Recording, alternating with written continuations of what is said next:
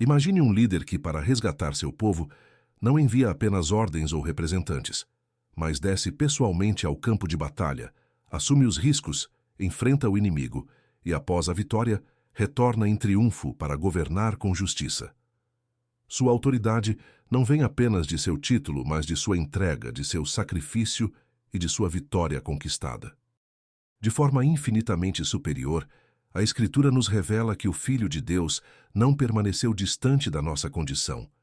Ele desceu, assumiu nossa humanidade, enfrentou a morte em nosso lugar e, após cumprir a obra redentora, foi exaltado à posição suprema de honra e glória. Jesus Cristo é o Filho eterno de Deus, que assumiu a forma humana, viveu uma vida sem pecado, morreu em nosso lugar e ressuscitou vitoriosamente.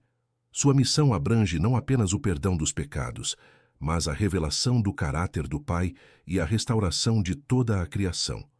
Esta lição visa apresentar a profundidade da obra do Filho em 3 dimensões: sua humilhação, sua redenção e sua exaltação.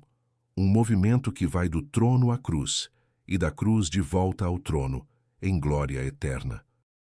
Eu sou o professor Azeniel. E para você entender isso com clareza, fica comigo, porque nesta lição 7, a obra do Filho, eu vou te ajudar a compreender esse conteúdo. Primeiro, eu te ensino o fundamento bíblico e teológico de cada assunto com a orientação pedagógica. Depois eu te mostro como essa verdade funciona na prática e responde a questões reais no exemplo prático. E em seguida, eu te equipo com uma estratégia clara para envolver seus alunos na aplicação em sala. E no final você estará apto, com mais segurança e ousadia, para ministrar essa aula. Dando continuidade, vemos Paulo registrando o movimento completo da obra do Filho, da humilhação à exaltação suprema. Ele nos apresenta essa verdade central no texto áureo, pelo que também Deus o exaltou soberanamente e lhe deu um nome que é sobre todo o nome. Filipenses capítulo 2, versículo 9. O texto áureo desta lição apresenta a exaltação de Cristo como resposta divina à sua humilhação voluntária. Paulo declara que, após esvaziar-se e obedecer até a morte de cruz, Jesus foi soberanamente exaltado pelo Pai, recebendo nome acima de todo nome. Essa exaltação confirma sua vitória e autoridade suprema. Além disso, esse nome representa a posição de honra, glória e domínio absoluto sobre toda a criação. O texto áureo prepara o professor para ensinar que a exaltação de Cristo garante nossa salvação. Ele reina como Senhor, intercede por nós e voltará em glória para buscar sua igreja e julgar o mundo com justiça. Aqui concluímos o texto áureo. Agora vamos dar continuidade com a verdade prática. A humilhação voluntária de Cristo, sua obra redentora e sua exaltação gloriosa revelam que somente Ele é digno de toda a adoração e obediência. A verdade prática desta lição afirma que a dignidade de Cristo para receber adoração não se baseia apenas em sua divindade, mas também em sua obra redentora completa.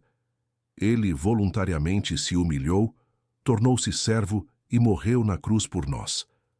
Essa obediência perfeita o qualifica como único Salvador e Senhor. Além disso, sua exaltação confirma que toda a adoração e obediência pertencem exclusivamente a Ele. A verdade prática prepara o professor para ensinar que a vida cristã é resposta de gratidão. Adoramos a Cristo porque Ele nos redimiu e obedecemos porque Ele é Senhor exaltado sobre tudo e todos. Aqui concluímos a verdade prática. Agora vamos pontuar quais são os objetivos dessa lição.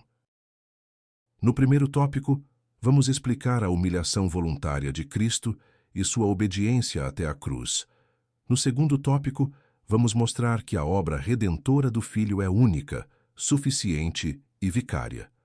Já no terceiro e último tópico, vamos ressaltar a exaltação gloriosa de Cristo e sua soberania universal. Agora vamos dar início à nossa introdução. Jesus Cristo é o Filho eterno de Deus, que assumiu a forma humana, viveu uma vida sem pecado, morreu em nosso lugar e ressuscitou vitoriosamente. Defina a identidade. Jesus é o Filho eterno. Ele sempre existiu e compartilha a mesma essência do Pai. João 1, versículo 1. Explique a encarnação. Ao vir ao mundo, ele não deixou de ser Deus. Ele adicionou à humanidade a sua divindade. O impedimento. Nenhum ser humano comum poderia nos salvar, pois todos nascem pecadores e precisam de salvação. A exceção, Jesus viveu sem pecado. Hebreus 4, versículo 15. Sua pureza o qualifica como o Cordeiro sem mancha. Pergunte: por que insistimos que só Jesus pode salvar? Compare. Líderes como Buda ou Maomé morreram e permanecem mortos. Nenhum deles viveu sem pecado ou venceu a morte. Confronte. A tumba de Cristo está vazia. Nossa fé não é em uma filosofia, mas em uma pessoa viva. Em quem sua classe tem confiado? No ressurreto ou em rituais? No próximo slide, veremos a amplitude da missão de Cristo. Sua missão abrange não apenas o perdão dos pecados, mas a revelação do caráter do Pai e a restauração de toda a criação. Amplie a visão. A missão de Cristo não se resume a nos tirar do inferno. Ela tem 3 pilares essenciais. Os 3 pilares: primeiro, perdão, resolve o problema da culpa. Segundo, revelação. Ele torna visível o Deus invisível. João 14, versículo 9. Terceiro, restauração. Ele renova não só almas, mas toda a criação. Apocalipse 21, versículo 5. Conclua. Jesus veio consertar tudo o que o pecado quebrou, revelando o coração do Pai no processo. O erro comum. Muitos acham que Jesus apenas zera a conta dos pecados e nos deixa vivendo igual. A realidade. Imagine um casamento destruído. O perdão é o início, mas a restauração é o processo de curar a confiança, o afeto e a aliança. Pergunte: você tem limitado a obra de Cristo apenas ao perdão? Provoque. Jesus quer restaurar áreas da sua vida hoje. Seu casamento, sua integridade no trabalho, sua relação com os filhos. Desafie. Não se contente apenas em ser perdoado. Busque a restauração completa que o reino de Deus oferece para sua família e sociedade.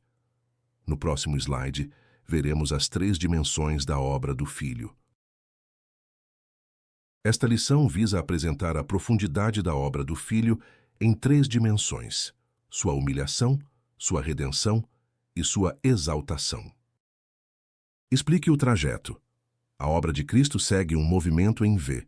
Ele desce do céu, morre na cruz e sobe à glória. As 3 etapas. Primeiro, humilhação. O Criador se torna criatura. Filipenses 2, versículos 6 ao 8. Segundo, redenção. O pagamento perfeito pelo pecado. Hebreus 9, versículo 12. Terceiro, exaltação. O retorno triunfante ao trono. Filipenses 2, versículo 9 ao 11.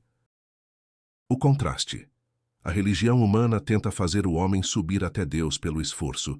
O Evangelho é Deus descendo até o homem pela graça. A ponte. Só Jesus faz o caminho completo. Ele mergulhou na nossa miséria para nos levar à sua glória. Pergunte: queremos a glória sem a cruz? Confronte. É comum desejar a exaltação e as bênçãos de Cristo, mas rejeitar seu caminho de humilhação, serviço e obediência. Desafie. O caminho do discípulo imita o mestre. No reino, para subir, é preciso descer. Você está disposto a servir e se humilhar hoje para ser honrado por Deus no tempo certo? No próximo tópico, veremos a humilhação voluntária do Filho. A humilhação voluntária do Filho. Tópico 1. A submissão de Cristo. Subtópico 1.1. Paulo exorta a igreja de Filipos à unidade e à humildade. Filipenses 2, versículo 1 ao 4. O apóstolo adverte aqueles irmãos a terem a mente de Cristo, de sorte que haja em vós o mesmo sentimento que houve também em Cristo Jesus. Filipenses 2, versículo 5. O contexto. A igreja de Filipos sofria com divisões internas. A solução de Paulo não foi organizacional, mas espiritual. O significado: Sentimento aqui, phroneo, não é emoção passageira, mas um modo de pensar, uma disposição mental fixa. O alvo, Paulo, exige uma mudança interna. Não basta imitar ações externas. É preciso ter a mesma mentalidade de renúncia que Jesus teve. A tendência. Em conflitos, nossa natureza grita: eu tenho meus direitos, eu tenho razão. O egoísmo gera divisão. O modelo. Jesus tinha todos os direitos divinos, mas escolheu pensar no próximo, não em si mesmo. Pergunte: em uma discussão na igreja, você quer vencer o argumento ou ganhar o irmão? Contextualize. Brigas por cargos ou opiniões revelam falta da mente de Cristo. Desafie. Se Jesus, sendo Deus, não se apegou à sua glória para nos salvar, quem somos nós para nos apegarmos ao nosso orgulho? A unidade exige que o eu morra. No próximo slide, veremos o que significa esse modo de pensar. O termo grego traduzido como sentimento é phroneo, que também pode significar modo de pensar e disposição mental. Dessa forma, os crentes devem assumir o mesmo modo de pensar e viver que foi demonstrado por Cristo. 1 João capítulo 2, versículo 6. Acompanhe comigo no versículo 6, diz assim: aquele que diz estar nele também deve andar como ele andou. Como acabamos de ler, quem diz que permanece em Cristo deve andar como ele andou. 1 João 2, versículo 6. Isso exige uma mudança interna profunda. O termo phroneo vai além de um simples sentimento ou emoção passageira. Significa modo de pensar, mentalidade e disposição. O contraste. Imagine alguém que diz eu amo Jesus, mas trata os outros com arrogância e egoísmo. Existe um abismo entre o que essa pessoa diz sentir e como ela pensa, age. O modelo. Jesus não apenas sentiu compaixão, ele pensou em servir e decidiu se humilhar. Pergunte: sua mente já foi reconfigurada? Contextualize. É fácil imitar os gestos de um cristão na igreja. Difícil é ter a disposição mental de Cristo no trânsito, no trabalho ou em casa. Desafie. João é claro: quem permanece, anda igual. Se você diz que tem a mente de Cristo, suas reações sob pressão devem provar isso. No próximo slide, veremos o que essa disposição mental produz. Refere-se a uma consciência moldada pela humildade, amor e obediência. João capítulo 13, versículo 15. Imitar a mente de Cristo significa renunciar ao egoísmo, buscar o bem do próximo e viver para a glória de Deus. Romanos capítulo 12, versículo 2. Acompanhe comigo na referência em destaque. Diz assim, versículo 15. Porque eu vos dei exemplo, para que, como eu vos fiz, façais vós também. Como acabamos de ler, Jesus lavou os pés dos discípulos e disse: dei-vos o exemplo. João 13, versículo 15. A teoria se tornou prática ali, a estrutura. A mente de Cristo é sustentada por 3 pilares inegociáveis: humildade, para servir; amor, para buscar o outro; e obediência, para glorificar a Deus. O contraste. O líder comum do mundo ou religioso muitas vezes exige ser servido, busca honra e títulos. O modelo, Jesus, sendo o Senhor de tudo, assumiu o papel do escravo que lava os pés. O maior serviu os menores. Pergunte: como você usa a sua posição? Contextualize. Muitas vezes, quando alguém ganha um cargo na igreja, começa a exigir privilégios ou tratamento especial. Desafie. Olhe para a bacia e a toalha de Jesus. Se ele não exigiu honra, quem somos nós para exigir? Use sua posição para servir, não para ser servido. No próximo slide, veremos o chamado prático dessa imitação. Como cristãos, somos chamados não apenas a crer em Cristo, mas a pensar e agir como Ele. Mateus capítulo 11, versículo 29. O chamado. Não fomos chamados apenas para uma adesão intelectual, mas para uma reprodução de vida. A fé sem transformação é incompleta.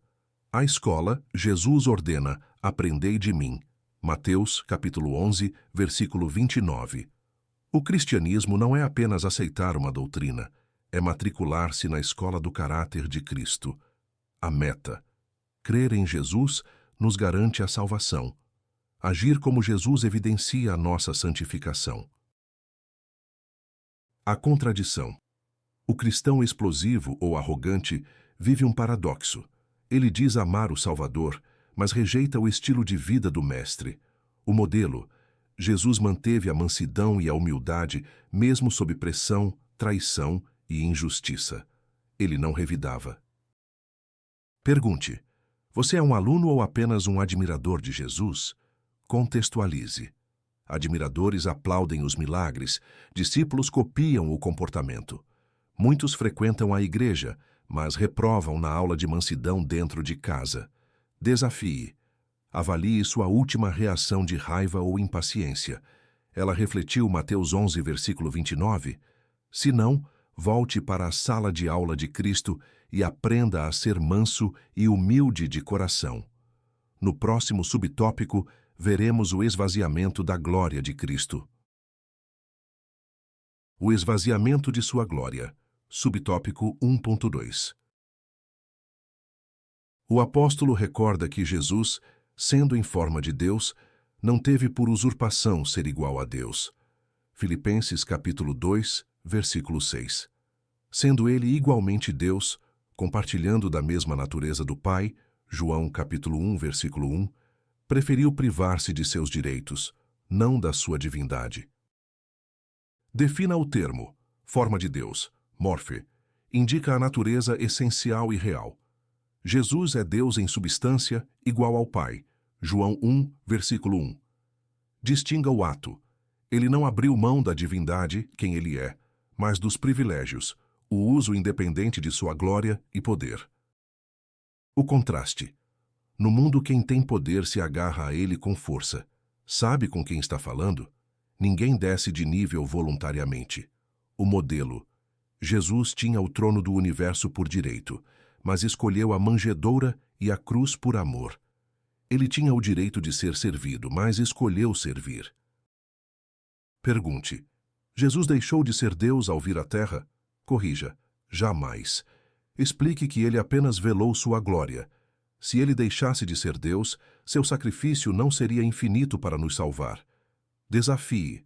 Se o Deus Todo-Poderoso abriu mão de seus direitos legítimos por amor, por que nós, criaturas falhas, lutamos tanto por reconhecimento e prestígio? No próximo slide, veremos como ele se esvaziou. Trata-se de um contraste com o primeiro Adão, que almejou ser como Deus. Gênesis capítulo 3, versículo 5. Enquanto Cristo, o segundo Adão, sendo Deus, preocupou-se com o bem-estar dos outros. Filipenses 2, versículo 4, parte B. O primeiro Adão era criatura, mas cobiçou ser igual a Deus. Sua ambição egoísta trouxe a queda e a morte para todos. Gênesis 3, versículo 5. O segundo Adão era Deus, mas não se apegou a isso. Sua renúncia altruísta trouxe a salvação e a vida. Filipenses 2, versículo 4, parte B. A ambição. Adão tinha o paraíso inteiro, mas quis a única coisa que não lhe pertencia. O egoísmo sempre quer mais um pouco, custe o que custar. A doação. Jesus tinha a glória eterna, mas abriu mão dela para nos enriquecer. Ele não pensou no que perderia, mas no que nós ganharíamos. Pergunte: você segue o caminho de Adão ou de Cristo? Contextualize. O mundo nos empurra a subir na vida a qualquer custo, pisando nos outros se necessário. Isso é a síndrome de Adão. Desafie. Qual mentalidade rege sua carreira ou ministério hoje? A ambição de ser grande ou a disposição de servir ao próximo? Só o caminho de Cristo leva à verdadeira vitória.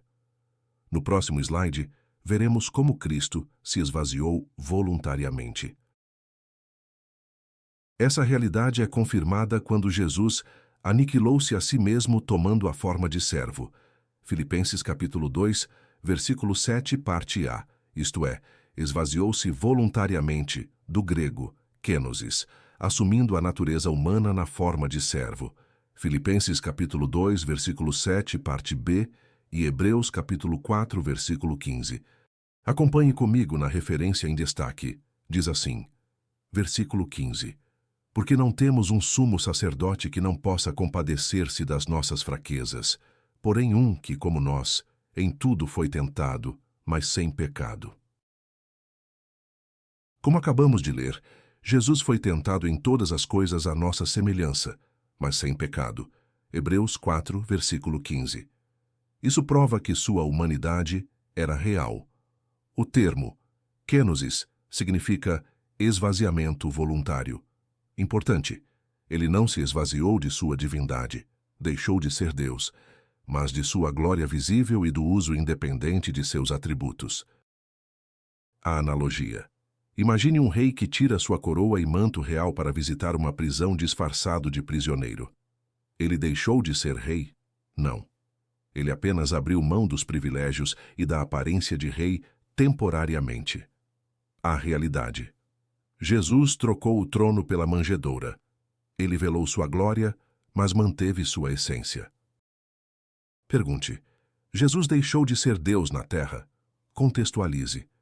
É comum a confusão de que Jesus era apenas um homem iluminado ou que perdeu seus poderes divinos. Desafie. Reafirme a união hipostática, 100% Deus e 100% homem. Ele sentiu a dor do prego, homem, e perdoou o pecado do ladrão, Deus, no mesmo momento. No próximo slide, veremos a profundidade dessa humilhação. Isso não significa a perda de sua divindade, mas a renúncia da glória que ele possuía na eternidade com o Pai. João capítulo 17, versículo 5. O pedido. Em João 17, versículo 5, Jesus pede: glorifica-me com a glória que tinha contigo antes que o mundo existisse. Isso prova que ele tinha glória e abriu mão dela temporariamente. O véu. Na encarnação, ele ocultou o esplendor visível, a adoração contínua dos anjos e a majestade manifesta que desfrutava na eternidade. O sol e as nuvens. Imagine o sol ao meio-dia coberto por nuvens densas. Ele deixou de ser sol? Perdeu seu calor? Não. Sua luz apenas foi velada. A realidade. A divindade de Jesus estava lá, como o sol, mas escondida sob a nuvem da carne humana. Poucos o reconheceram. João 1, versículo 10 e 11. Pergunte: você consegue servir sem ser aplaudido? Contextualize. Jesus serviu no anonimato por anos. Nós, muitas vezes, paramos de servir se ninguém nos elogia ou reconhece. Desafie. A verdadeira grandeza no reino é servir nos bastidores, confiando que a recompensa e a glória virão das mãos do Pai, no tempo dele, e não dos homens agora. No próximo subtópico, veremos a obediência plena de Cristo até a cruz. Obediência sacrificial até a cruz. Subtópico 1.3. A obediência de Cristo foi plena, desde a encarnação até o Calvário. Na forma de homem, humilhou-se a si mesmo, sendo obediente até a morte e morte de cruz. Filipenses capítulo 2, versículo 8. Defina o padrão. A obediência de Cristo não foi seletiva, só o que gosto, mas total. Foi uma linha reta de fidelidade desde a manjedoura até o túmulo. O peso da cruz, a expressão morte de cruz, indica o limite máximo. Não foi apenas morrer, foi morrer da forma mais vergonhosa e dolorosa possível. O contraste. Existe a obediência de conveniência. Obedecemos a Deus enquanto traz benefícios, mas paramos quando começa a doer ou dar prejuízo. O modelo. Jesus não teve ponto de parada. A obediência dele custou seu conforto, sua reputação e sua vida. Pergunte: sua obediência tem um limite? Contextualize. É fácil ser crente no domingo, mas e quando a obediência exige perdoar quem te traiu ou ser honesto e perder dinheiro? Desafie. A maturidade cristã é provada na dificuldade. Decida hoje. Você vai obedecer até o fim como Cristo ou vai parar na primeira provação? No próximo slide, veremos como Jesus desceu à condição mais humilde. Ele desceu à condição mais humilde e morreu como servo. 2 Coríntios capítulo 8, versículo 9. Em obediência ao Pai e em favor dos pecadores, submeteu-se à humilhação da cruz. Hebreus capítulo 12, versículo 2. Acompanhe comigo na referência em destaque. Diz assim, versículo 9. Pois conheceis a graça de nosso Senhor Jesus Cristo, que sendo rico, por amor de vós, se fez pobre, para que pela sua pobreza fosseis enriquecidos. Com base no que lemos, Jesus desceu à condição mais humilde por amor a nós. Ele não apenas se fez homem, mas se fez pobre para nos enriquecer. O nível da descida. Ele não veio como um rei rico, mas como um servo sofredor. Conheceu a fome, a sede e a rejeição. A motivação dupla. Ele suportou a cruz por dois motivos inegociáveis: obediência ao Pai e amor sacrificial pelos pecadores. Hebreus 12, versículo 2. A diferença. É fácil fazer caridade à distância. Tome aqui um dinheiro.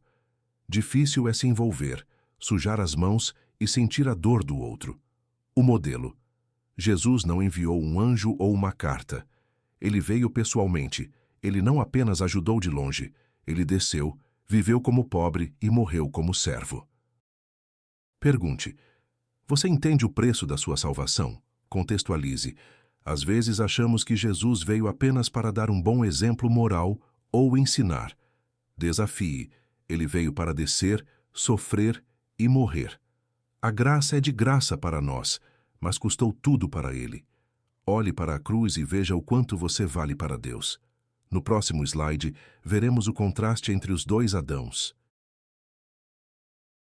Revela a Escritura que o primeiro Adão trouxe condenação pelo pecado, e Cristo, o segundo Adão, trouxe justiça por meio de sua perfeita obediência. Romanos capítulo 5, versículo 19. O paralelo. Paulo apresenta dois representantes da humanidade. Adão é a cabeça da velha criação. Cristo é a cabeça da nova criação. O resultado. A desobediência de um, Adão, contaminou a todos com a condenação. A obediência perfeita do outro, Cristo, disponibilizou a justiça para todos. Romanos 5, versículo 19. A analogia. Imagine um pai que contrai uma dívida impagável e deixa a família na miséria. Adão. Agora imagine um irmão mais velho que paga a dívida e ainda enriquece a família. Cristo. A realidade. Nascemos em Adão, herdando sua falência espiritual. Ao crer, renascemos em Cristo, herdando seus méritos e justiça. Pergunte: quem é o seu representante hoje? Contextualize. Há apenas dois grupos de pessoas no mundo: os que estão em Adão, condenados, e os que estão em Cristo, justificados. Desafie. Não basta admirar o segundo Adão. É preciso mudar de lado. Você já saiu da descendência da morte para a família da vida? No próximo slide, veremos o fundamento da obra redentora. Essa verdade ratifica que a obra redentora do Filho está fundamentada na obediência completa de Cristo ao Pai. João capítulo 6, versículo 38. A base.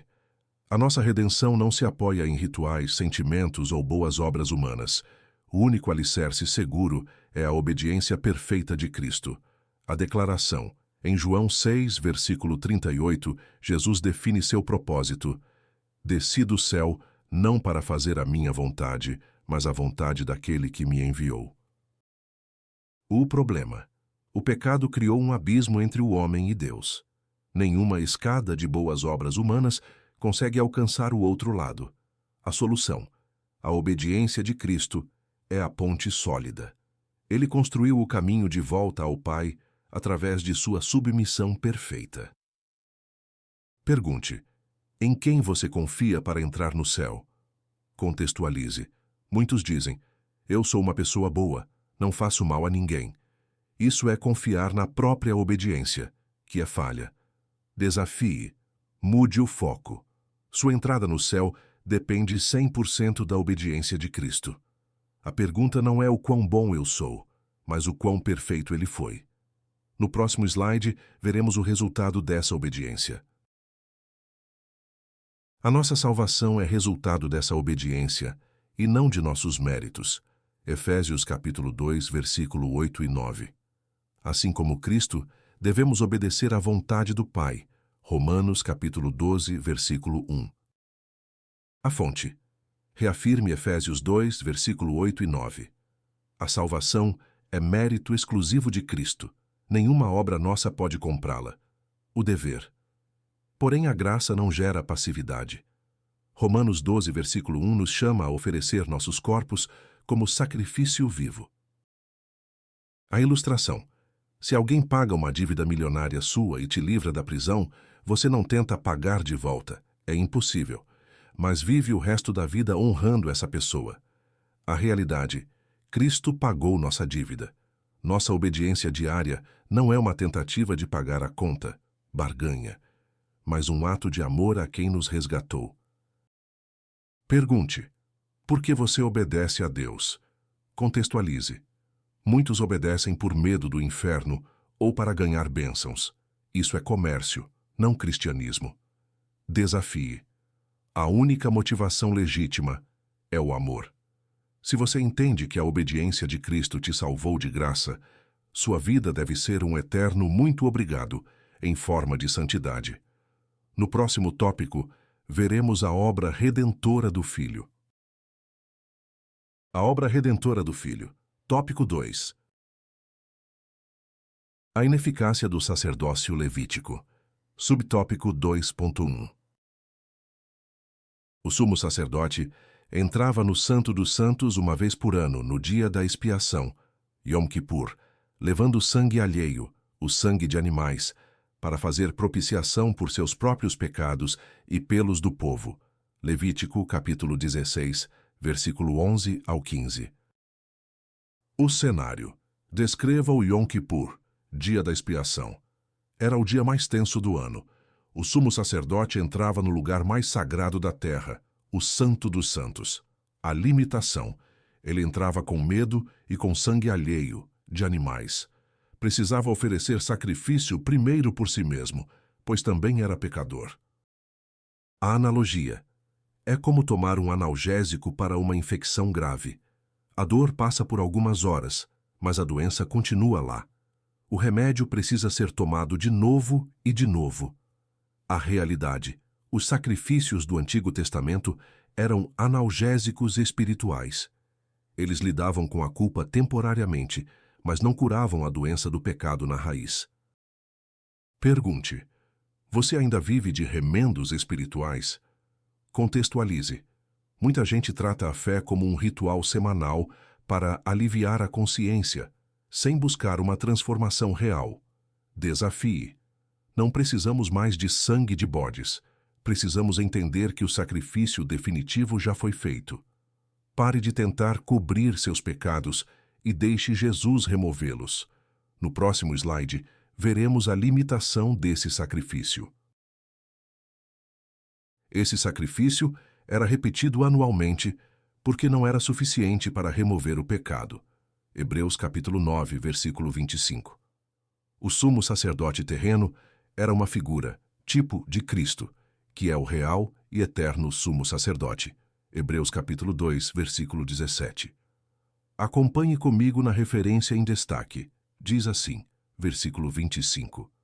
Nem também para se oferecer muitas vezes, como o sumo sacerdote de ano em ano, entra no santo lugar com sangue alheio.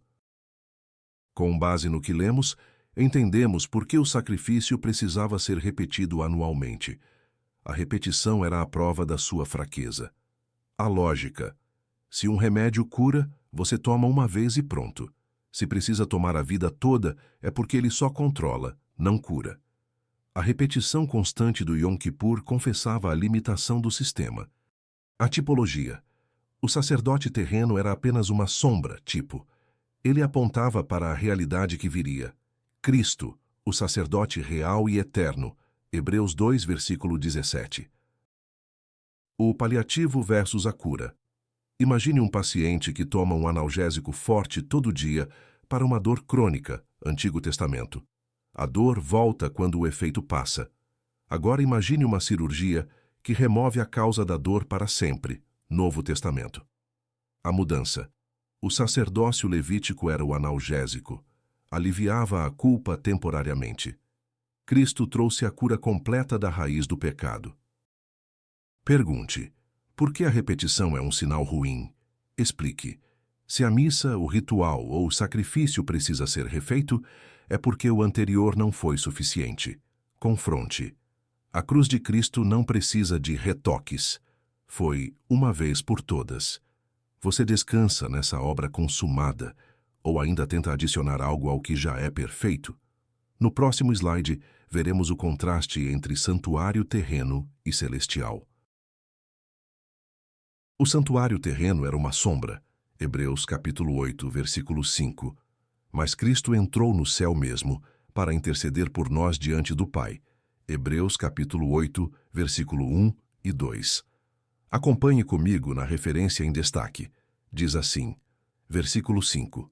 Os quais servem aquilo que é figura e sombra das coisas celestiais, como Moisés foi divinamente avisado quando estava para construir o tabernáculo, porque lhe foi dito: olha, faz conforme o modelo que no monte se te mostrou. Com base no que lemos, o santuário terreno era apenas uma sombra, uma cópia imperfeita da realidade celestial. A sombra aponta para o objeto, mas não é o objeto. O lugar real. O texto de Hebreus 8, versículo 1 e 2, deixa claro: Cristo não entrou em um templo feito por mãos humanas, mas no próprio céu.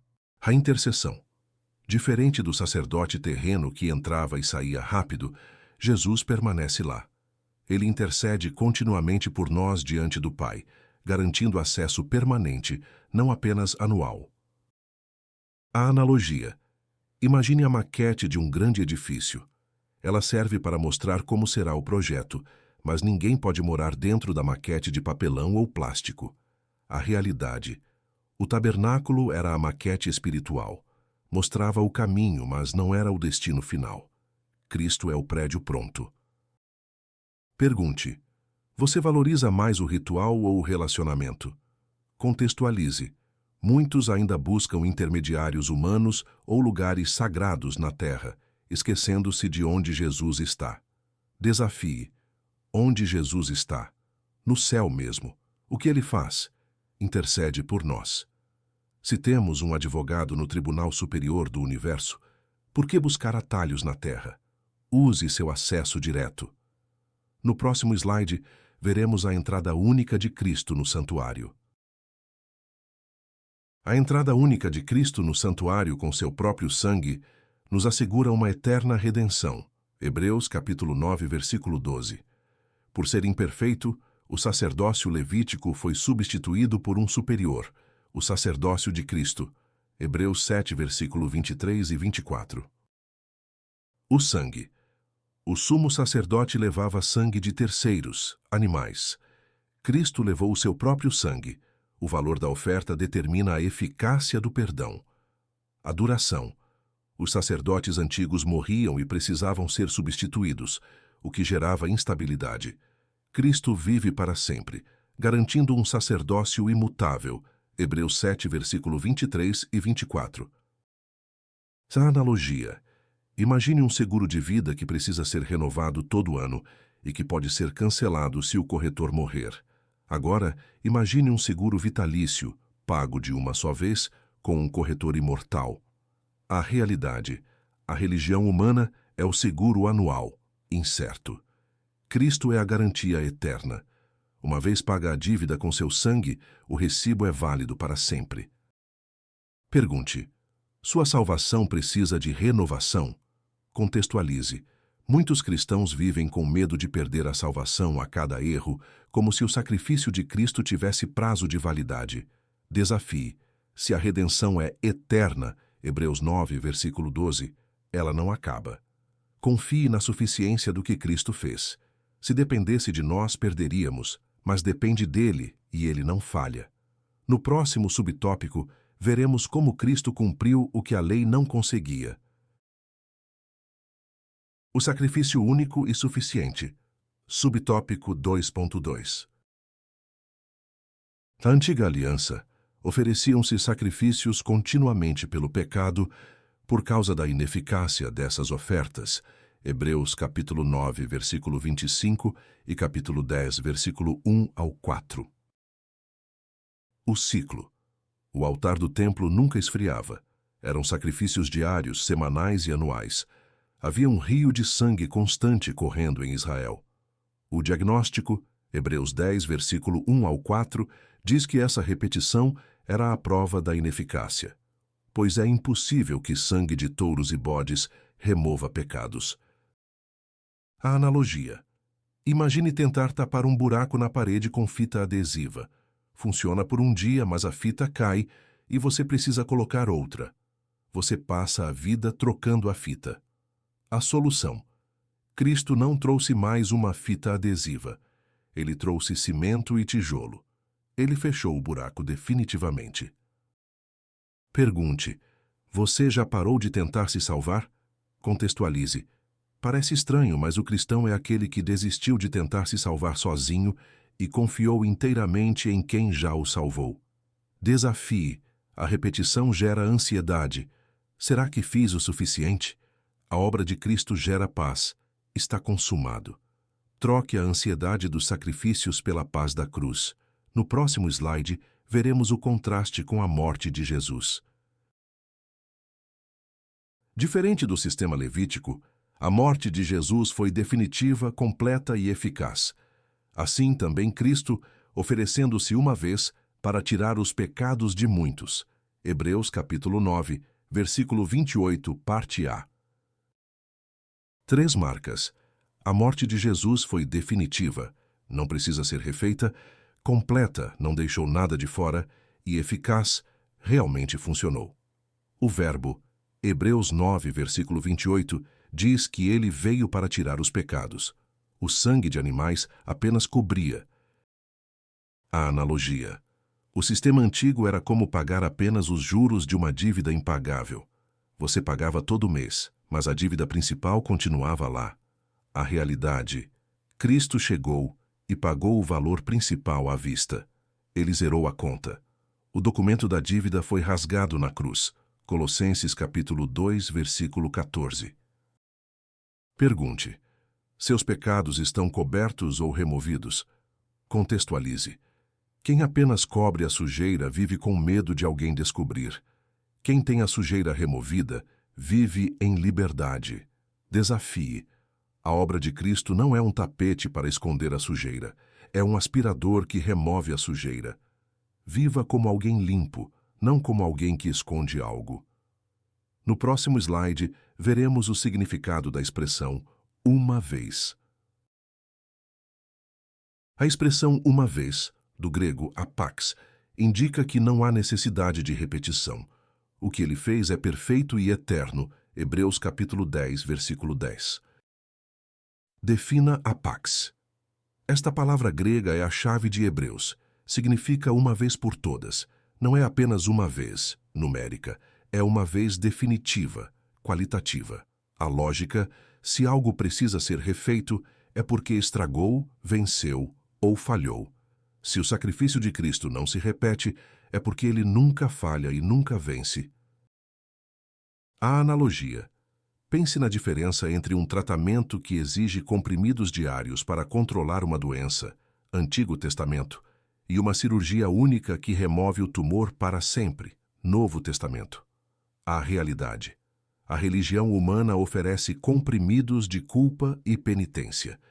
Cristo realizou a cirurgia definitiva. Pergunte: você tenta ajudar Jesus a te salvar? Contextualize.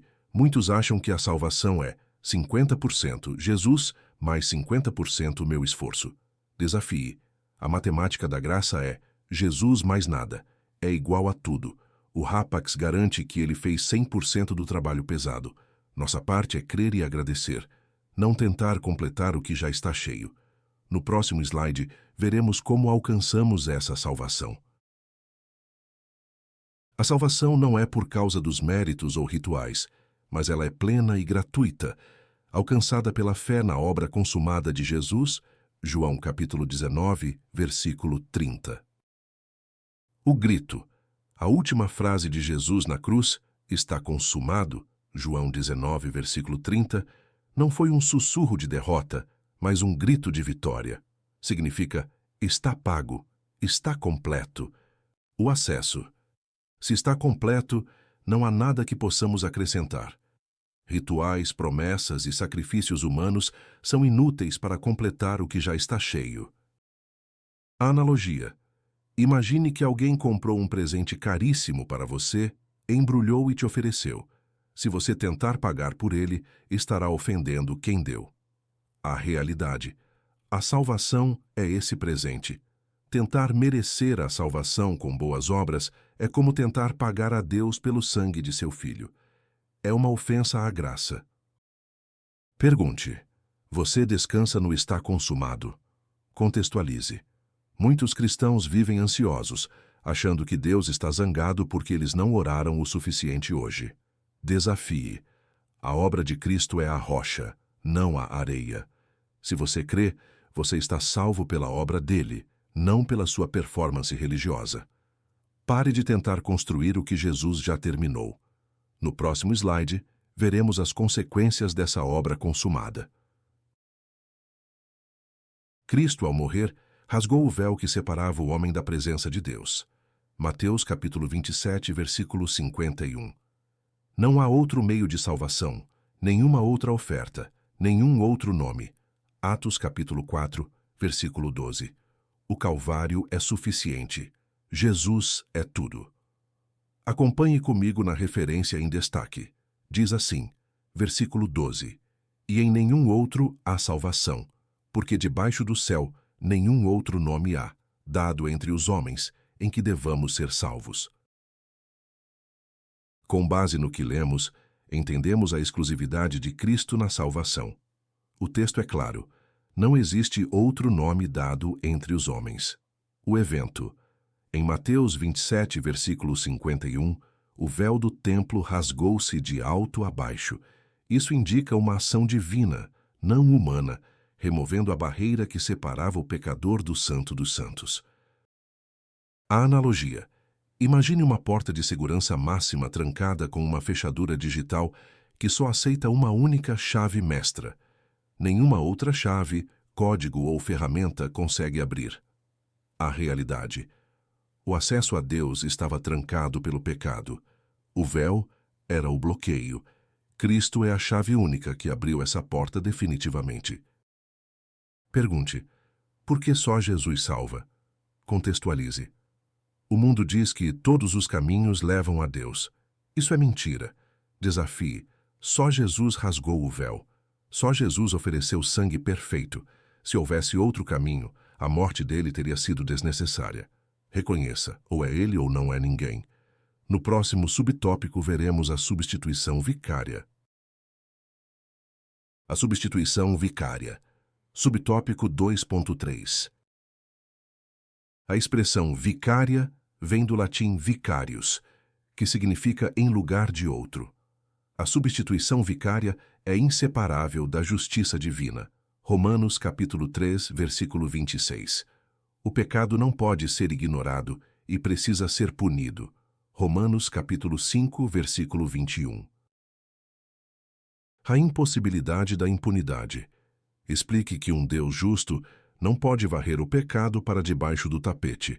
Se ele fizesse isso, deixaria de ser santo. A conta do pecado precisa ser paga. A transferência de culpa. A substituição resolve esse problema jurídico. A culpa é transferida do infrator, nós para o inocente, Cristo. Analogia. Pense na figura de um fiador.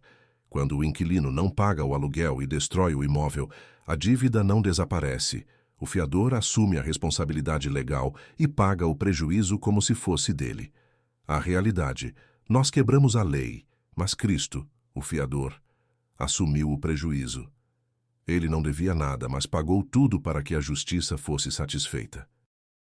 Pergunte: Como você reage ao saber que alguém foi punido no seu lugar? Contextualize. É fácil tratar a salvação como um direito adquirido, esquecendo o custo. Desafie. A substituição deve gerar profunda gratidão e temor. Não brinque com o pecado que custou a vida do seu substituto. No próximo slide veremos como Deus entregou o Filho. Em virtude disso, Deus não poupou seu próprio Filho, mas o entregou para morrer em nosso lugar, assumindo sobre si a penalidade que nos era destinada. Romanos capítulo 8, versículo 32. Conexão com o anterior. Vimos que a justiça exigia punição. Agora vemos quem pagou a conta. Deus não terceirizou a solução. Ele envolveu o que tinha de mais precioso. O ato do Pai, a frase não poupou, Romanos 8, versículo 32, é fortíssima. Lembra Abraão oferecendo Isaque, mas com uma diferença. Deus poupou o filho de Abraão, mas não poupou o seu próprio. A analogia. Imagine um juiz que condena o próprio filho à morte por um crime grave, mas depois tira a toga e diz, eu vou morrer no lugar dele. A realidade, Deus fez mais do que isso. Ele entregou o Filho unigênito para morrer no lugar de inimigos, nós. Pergunte, você trata a salvação como algo barato? Contextualize. Às vezes cantamos sobre a cruz sem pensar na dor e na separação que ela causou na Trindade. Desafie. Se Deus não poupou o próprio Filho para te salvar, haverá algo que ele negará para o seu bem eterno? Valorize o sangue. Ele é o preço da sua liberdade. No próximo slide, veremos como a lei antecipava essa substituição. No sistema sacrificial da lei, os animais oferecidos tipificavam essa substituição, mas não removiam o pecado. Hebreus capítulo 10, versículo 4.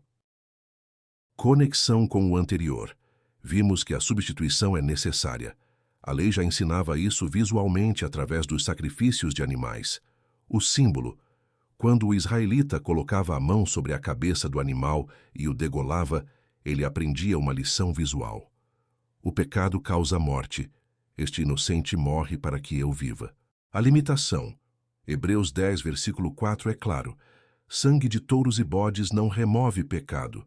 Eles apenas cobriam, expiação no Antigo Testamento, e adiavam o juízo até que o verdadeiro Cordeiro chegasse. A analogia. Uma placa na estrada dizendo Rio de Janeiro 500K não é o Rio de Janeiro. Você não para o carro debaixo da placa e diz, cheguei. A placa apenas aponta para o destino. A realidade. Os sacrifícios eram placas dizendo, a substituição perfeita vem aí. Ficar nos rituais é acampar debaixo da placa e nunca chegar ao destino. Cristo. Pergunte, por que um animal não pode salvar um homem? Explique. Um animal é inferior ao homem. Não pode substituí-lo plenamente. Só um homem perfeito, Jesus, poderia substituir homens pecadores. Desafie. A religião oferece rituais, símbolos. O Evangelho oferece Cristo, realidade. Pare de confiar em rituais que apenas apontam e confie na pessoa que resolve. No próximo slide, veremos a substituição perfeita em Cristo. Em Cristo, o Cordeiro de Deus, a substituição é perfeita e definitiva. Na consumação dos séculos, uma vez se manifestou, para aniquilar o pecado pelo sacrifício de si mesmo. Hebreus capítulo 9, versículo 26, parte B. Assim, em adoração devemos viver para Cristo, que por nós morreu, 2 Coríntios capítulo 5, versículo 15. Acompanhe comigo na referência em destaque. Diz assim, versículo 15. E ele morreu por todos para que os que vivem não vivam mais para si, mas para aquele que por eles morreu e ressuscitou. Com base no que lemos, entendemos qual deve ser a nossa resposta à substituição. O texto de Hebreus diz que ele veio para aniquilar o pecado, não apenas cobri-lo. O Cordeiro, Cristo, é o cumprimento de todos os cordeiros mortos no Antigo Testamento. Ele é a realidade para a qual todas as sombras apontavam. A lógica de Paulo, 2 Coríntios 5,15, estabelece a ética da cruz. Se um morreu por todos, logo todos morreram. E se ele morreu por nós, não temos mais o direito de viver para nós mesmos. Analogia. Imagine um soldado que se joga sobre uma granada para salvar seu pelotão. Ele morre, os outros vivem. O sobrevivente jamais viverá de forma leviana. Ele viverá honrando a memória de quem morreu por ele. Eu vivo porque ele morreu. A realidade: nós somos os sobreviventes da ira divina porque Cristo se jogou na frente. Pergunte: para quem você está vivendo? Contextualize. Muitos querem o benefício da cruz, salvação, mas rejeitam o senhorio da cruz, viver para ele. Desafie. A substituição não serve apenas para te livrar do inferno, serve para te dar um novo dono. Se ele morreu a sua morte, viva a vida dele. No próximo tópico, veremos a exaltação gloriosa do Filho. A exaltação gloriosa do Filho. Tópico 3. Recebido à destra do Pai. Subtópico 3.1. Após sua humilhação voluntária, o Filho foi entronizado nos céus com glória eterna, pelo que também Deus o exaltou soberanamente. Filipenses, capítulo 2, versículo 9, parte A. A exaltação de Cristo está ligada à sua obediência perfeita. Filipenses, capítulo 2, versículo 8. O contexto. Concluímos a obra redentora. Agora a pergunta é: o que aconteceu após a humilhação? A resposta é a exaltação. Causa e efeito. A exaltação de Cristo, Filipenses 2, versículo 9, não é aleatória. Ela é o resultado direto da sua obediência perfeita. Filipenses capítulo 2, versículo 8. A analogia. Pense em um atleta olímpico. O pódio e a medalha de ouro não vêm antes do treino exaustivo e da competição. O sacrifício precede a vitória. A realidade. Jesus correu a prova da cruz. Ele suportou a dor e a vergonha. A entronização nos céus é o pódio de Deus para a obediência perfeita do Filho. Pergunte: você quer a glória sem a obediência? Contextualize. Muitos desejam ser honrados por Deus, mas não querem se submeter à vontade dele. Desafie. Cristo foi exaltado porque obedeceu até a morte. Não busque atalhos. Se queremos reinar com ele, precisamos primeiro andar com ele em obediência. No próximo slide veremos o significado do verbo exaltou. O verbo exaltou, do grego hiperipsosen, denota uma elevação acima de toda medida. Cristo não apenas venceu a morte, mas foi exaltado à posição suprema no universo. O termo, a palavra grega hiperipsosen, é um superlativo absoluto. É a junção de hiper, acima, além, mais hypsou, elevar. Significa superexaltar, ou elevar acima de tudo o que existe. A distinção. Não confunda ressurreição com exaltação. Vencer a morte foi a vitória sobre o inimigo. Ser exaltado foi a coroação como rei. A analogia. Imagine uma empresa onde alguém é promovido. Ele não vira apenas gerente ou diretor. Ele é colocado acima do conselho, dos acionistas e de qualquer regra, tornando-se a autoridade máxima e inquestionável. A realidade. Deus pegou aquele que foi humilhado como o pior dos criminosos e o colocou acima de anjos, demônios, reis e presidentes. Pergunte: onde você coloca Jesus? Contextualize. Muitos colocam Jesus numa prateleira de grandes mestres, ao lado de Buda, Maomé ou filósofos. Desafie. O termo hiperipsosen proíbe comparações. Ele não está entre os grandes, ele está acima de todos. Reconheça a supremacia absoluta dele na sua vida. No próximo slide, veremos onde Cristo foi assentado. Ocupou o lugar de honra à destra do Pai, símbolo de autoridade, glória e soberania. Hebreus capítulo 1, versículo 3. Estar assentado ali expressa o reconhecimento divino da obra completa do Filho. João capítulo 17, versículo 4 e 5. O contexto. Vimos que ele foi exaltado. Agora vemos onde ele está. A destra não é uma localização geográfica apenas, é uma posição de hierarquia. é o lugar de poder executivo do universo. A postura. O texto destaca que ele está assentado. No tabernáculo não havia cadeiras, pois o trabalho do sacerdote nunca terminava. Ficavam de pé. Analogia. Em reinos antigos, sentar-se à direita do rei significava ter a mesma autoridade para governar. Era como receber o anel de selar do rei. A palavra de um era a palavra do outro. A realidade. Cristo não é um secretário de Deus. Ele é o corregente. Ele governa com autoridade, glória e soberania iguais às do Pai. Pergunte: por que Jesus não está de pé?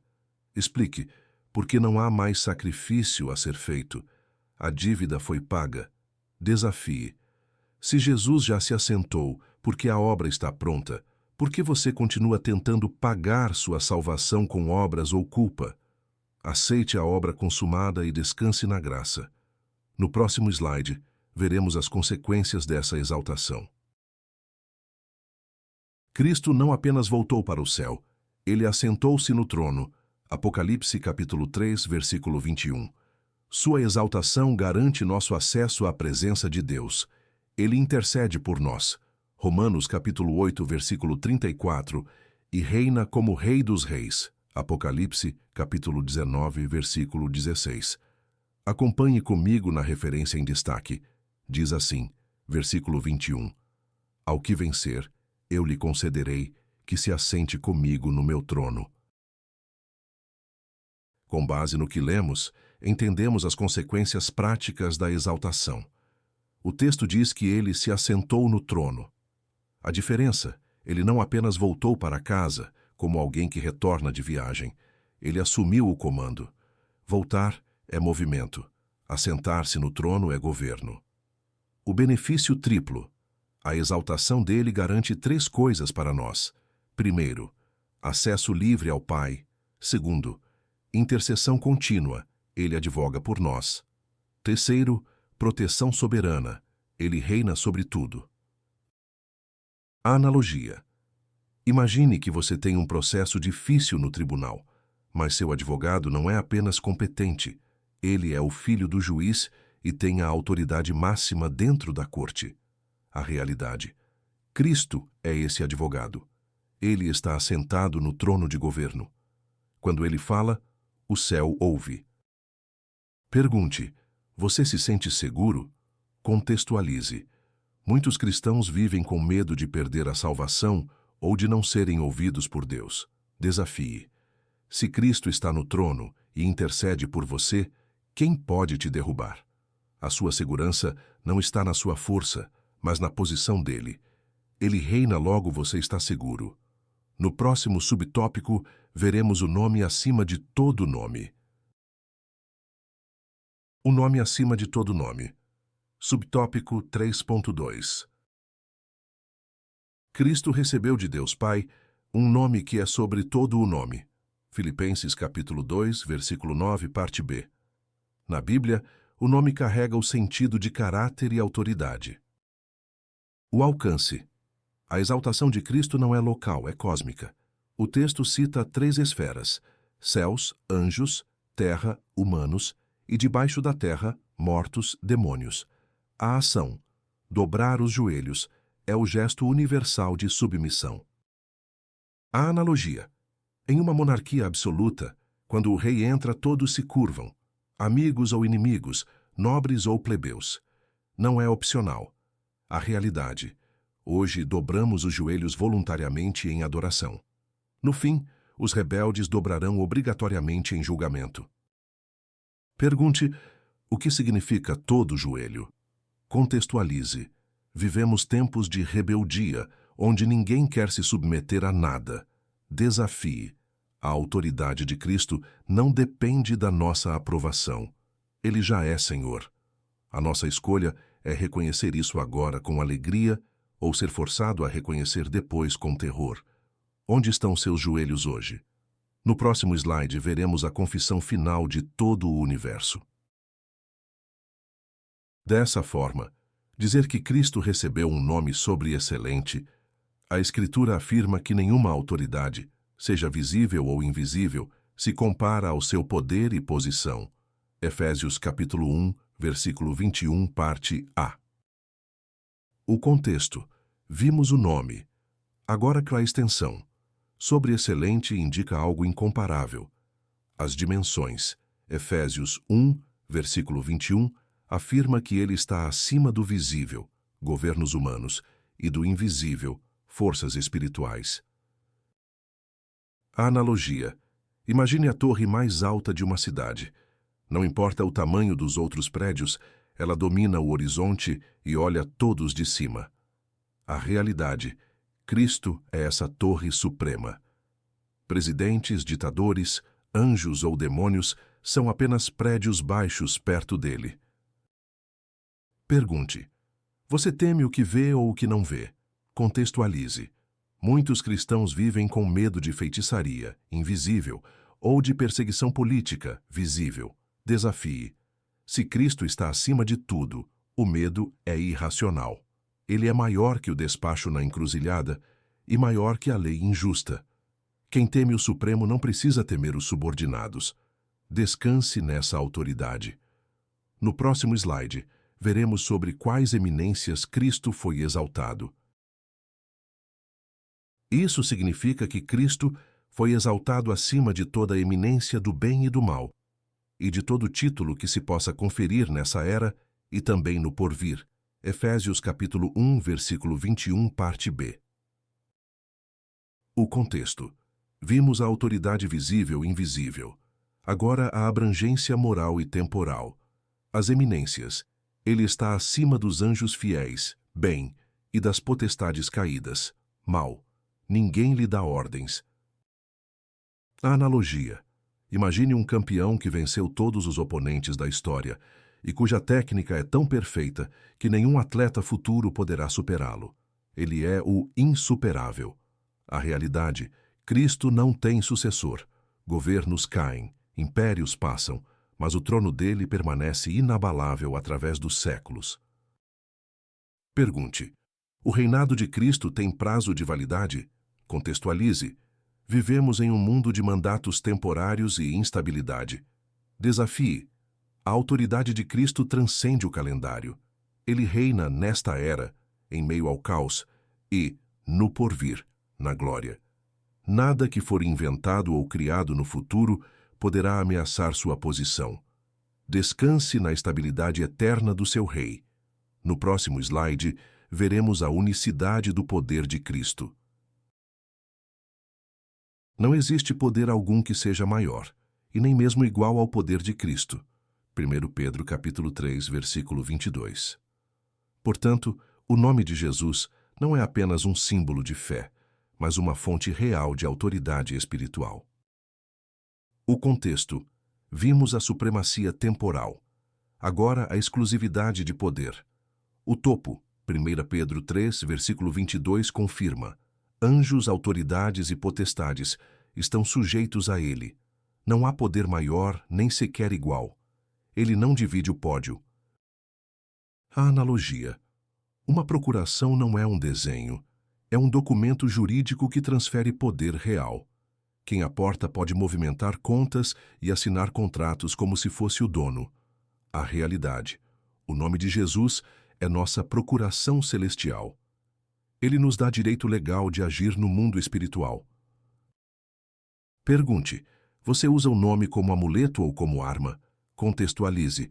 Muitos repetem em nome de Jesus sem fé, como se fosse um mantra. Desafie. Símbolos apenas lembram. A autoridade age. Quando você ora nesse nome, o inferno não vê você. Vê a autoridade de Cristo. Creia na eficácia jurídica desse nome. Não é mágica, é legalidade espiritual. No próximo slide, veremos como a Igreja usa esse nome. O Senhor delegou à Igreja o uso de seu nome para curar, libertar, pregar e vencer as forças do mal. Marcos capítulo 16, versículo 17 e 18. Acompanhe comigo no versículo 17. Diz assim: e estes sinais acompanharão aos que crerem. Em meu nome expulsarão demônios. Falarão novas línguas, versículo 18. Pegarão em serpentes, e se beberem alguma coisa mortífera, não lhes fará dano algum, e porão as mãos sobre os enfermos, e estes serão curados. Com base no que lemos, entendemos que a autoridade não ficou retida no céu. O ato, Cristo delegou. Ele não perdeu poder, mas compartilhou o uso do seu nome com a Igreja. Os fins. A autoridade tem propósito: curar, libertar, pregar e vencer o mal. Não é para exibição pessoal. A analogia. Um embaixador não fala por si mesmo. Quando ele declara algo, é a nação dele falando. Sua autoridade vem de quem o enviou, não de sua força física. A realidade. A Igreja é a embaixada do reino. Quando ordenamos a cura ou a libertação, não é nossa força que age, mas a autoridade do governo que representamos. Pergunte: o poder é seu ou emprestado? Contextualize. Há o perigo de acharmos que somos poderosos quando Deus nos usa. Desafie. Lembre-se, o policial só para o trânsito por causa da farda e do distintivo, autoridade delegada. Sem eles, é um cidadão comum. Nunca se glorie dos milagres. Glorie-se no nome que os realiza. Somos apenas canais. No próximo subtópico, veremos a soberania universal de Cristo. Soberania universal e retorno triunfal. Subtópico 3.3. A Escritura revela que todas as criaturas se curvarão diante do nome de Jesus. Filipenses capítulo 2, versículo 10. Essa verdade aponta para a plena soberania de Cristo. Atos capítulo 2, versículo 36. Acompanhe comigo na referência em destaque. Diz assim, versículo 10. Para que ao nome de Jesus se dobre todo o joelho dos que estão nos céus e na terra e debaixo da terra. Como acabamos de ler, vemos que a soberania de Cristo não é opcional. A universalidade, todas as criaturas, significa sem exceção. Anjos, demônios, crentes e ateus. O gesto, curvar-se, é o ato universal de submissão. Isso confirma Atos 2, versículo 36. Deus o fez Senhor e Cristo. A analogia. Em um tribunal, quando o juiz entra, todos se levantam. Não importa se você gosta dele ou não. O protocolo exige respeito à autoridade do cargo. A realidade. Diante de Jesus, o protocolo será mais rigoroso. Todos se prostrarão. Não será um convite, será uma reação inevitável à sua glória. Pergunte: quando você vai se curvar? Contextualize. Muitos acham que podem ignorar Jesus indefinidamente. Desafie. A profecia garante que todos se curvarão. A única escolha que temos é o momento e o motivo. Podemos nos curvar hoje em adoração e sermos salvos, ou seremos forçados a nos curvar no juízo e sermos condenados. Antecipe sua reverência. No próximo slide, veremos as duas formas de confissão.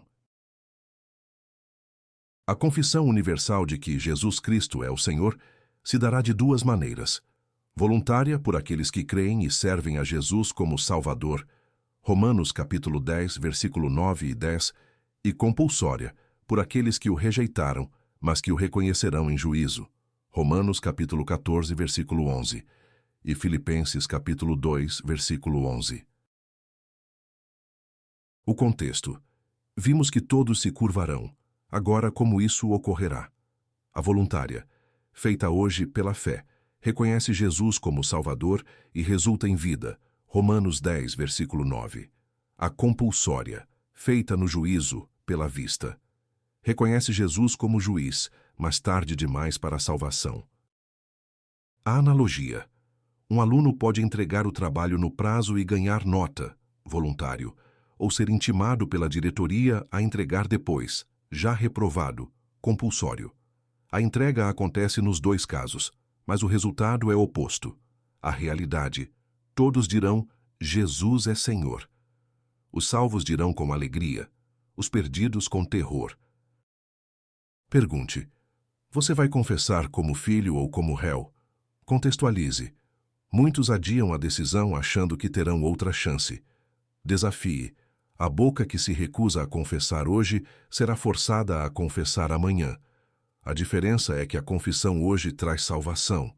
A de amanhã apenas confirma a condenação. A mesma frase, Jesus é Senhor, terá gostos opostos, mel ou fel. Escolha agora. No próximo slide, veremos o retorno de Cristo.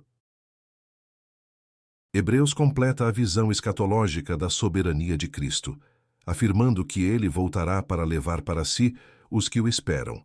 Hebreus capítulo 9, versículo 28.